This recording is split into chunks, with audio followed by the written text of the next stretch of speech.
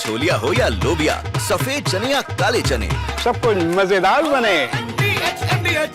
Alaska में Putin और Trump के बीच जो वार्ता हुई उसमें पुतिन की जीत हुई। दुनिया इस मुलाकात का नायक पुतिन को ही मान रही है। इसके पीछे सबसे बड़ा कारण यह है कि ट्रंप को पुतिन की करीब करीब हर बात माननी पड़ी।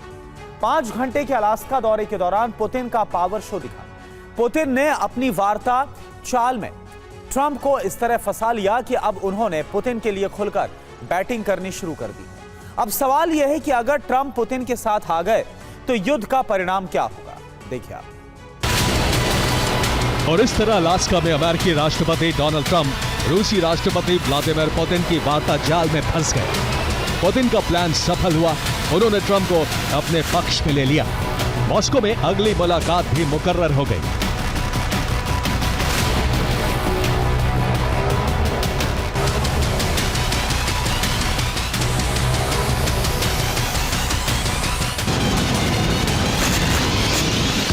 पुतिन ने अपनी कूटनीति से न सिर्फ ट्रंप को अपनी साइड ले लिया बल्कि यूक्रेन के भूभाग पर कब्जा करने के लिए पर्याप्त समय भी प्राप्त कर लिया।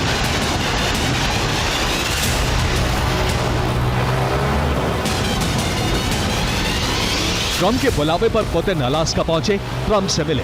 ऐतिहासिक मुलाकात के साथ ही शांति वार्ता शुरू हो गई।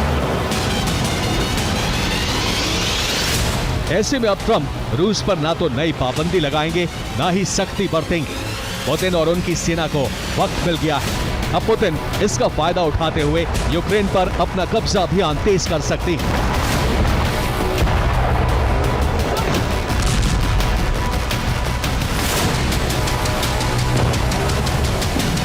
इसका मतलब यह हुआ कि शांति संधि से पहले एक ऐसा युद्ध छिड़ सकता है जो यूक्रेन के अस्तित्व के लिए खतरा बन सकता है।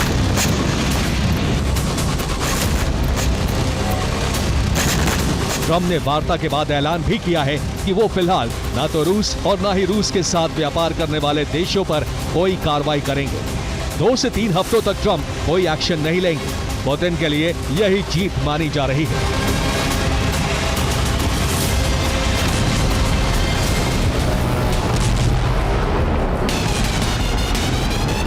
सबसे बड़ी बात यह रही कि पुतिन ने अपनी हर एक बात पर ट्रंप को राजी कर लिया। पुतिन को सीज़फायर नहीं चाहिए बल्कि स्थायी शांति संधि चाहिए। ट्रंप इसके लिए भी तैयार हो गए।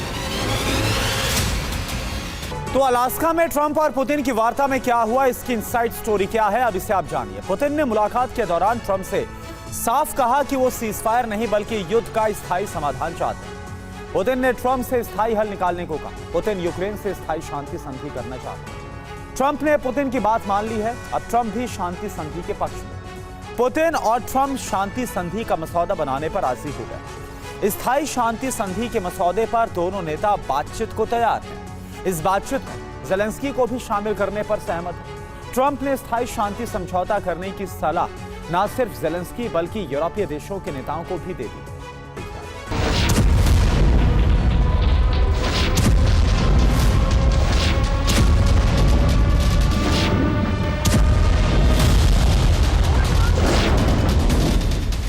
साफ है, जब तक स्थायी शांति संधि नहीं होती है तब तक सीज़फायर नहीं होगा। और अगर सीज़फायर नहीं होगा तो रूस के हमले रुकने के बजाय तेज होते जाएंगे। रूसी फौज यूक्रेन की जमीनों पर कब्जा करती जाएगी।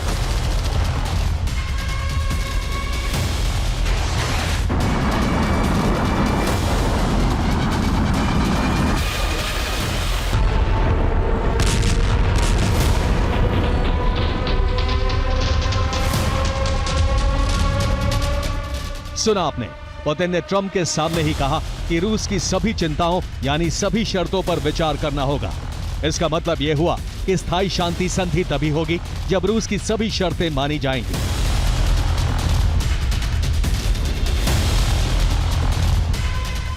अगर शर्तें नहीं मानी जाएंगी, स्थायी शांति संधि नहीं हुई तो विनाश का क्षेत्रफल बढ़ जाएगा। यानी पुतिन ने एक ही चाल से यूक्रेन को बिना रोक टोक तबाह करने और कब्जा करने का लाइसेंस प्राप्त कर लिया है।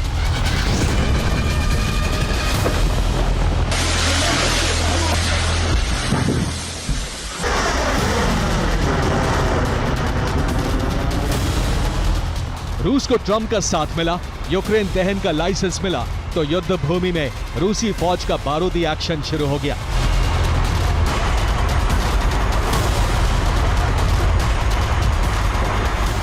लीमन में भीषण हमला कर रूस ने यूक्रेन की सैन्य टुकड़ी को खत्म कर दिया। कुपियांस्क में रूसी हमले में यूक्रेन के 7 हथियार बर्बाद हो गए। रूसी सेना ने डोनेस्क में 7 और इलाकों पर कब्जा कर लिया है। नीप्रो के एक शहर पर भी रूसी सेना ने विजय परचम फहरा दिया है।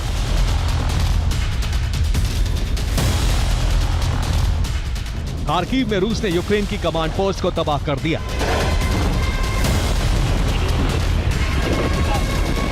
रूस के हमले में 24 घंटे के अंदर यूक्रेन के 1310 सैनिक मारे गए।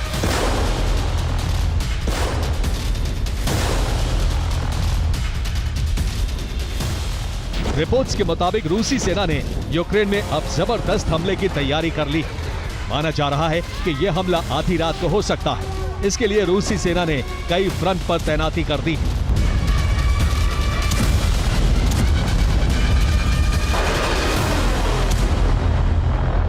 तो पुतिन दरअसल स्थायी शांति चाहते हैं। स्थायी शांति के समझौते पर अड़े हैं पुतिन और उनकी सेना के। आक्रामक रुख को देखते हुए अब ट्रंप पुतिन की जुबान बोलने लगे। मतलब अब ट्रंप यूक्रेन और यूरोपीय देशों को वही सलाह दे रहे हैं जो पुतिन चाहते हैं। वो सलाह क्या है, आपको सीधे वीडियो के जरिए दिखाते हैं। देखिए, रूस यूक्रेन युद्ध खत्म करने का सबसे अच्छा तरीका स्थायी शांति समझौता है। ये डोनाल्ड ट्रंप, अमेरिका के राष्ट्रपति, चाहते हैं। युद्ध सीजफायर समझौते से नहीं बल्कि स्थायी शांति संधि से ही खत्म हो सकता है। ट्रंप की तरफ से ये मंशा साफ तौर पर नजर आ रही है।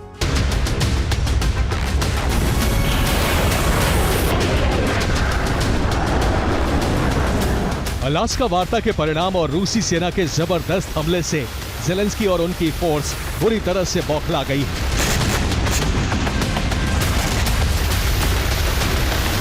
अलास्का में पुतिन की जीत हुई, ज़ेलेंस्की की हार हुई, तो भड़की यूक्रेनी सेना ने रूस की धरती पर विस्फोट करना शुरू कर दिया।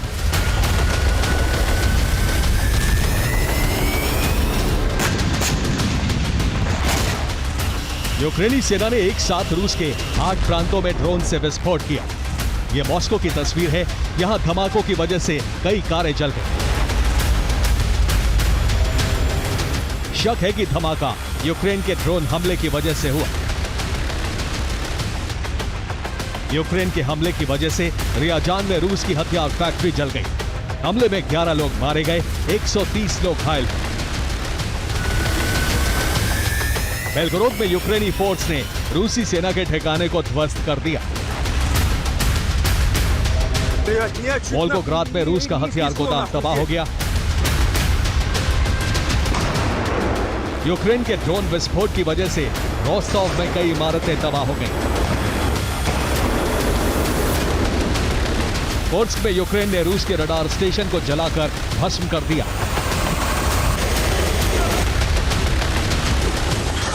अस्त्राखान में यूक्रेन ने सीरियल विस्फोट किया, कई इमारतों में आग लग गई।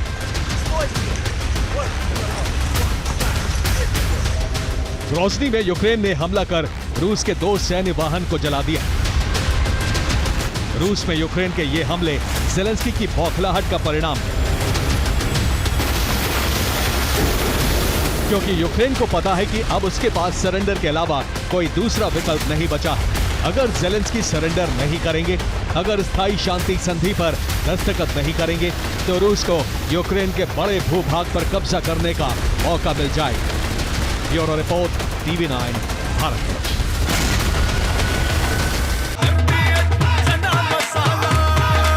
अब छोलिया हो या लोबिया, सफेद चने या काले चने, सब कुछ मजेदार बने।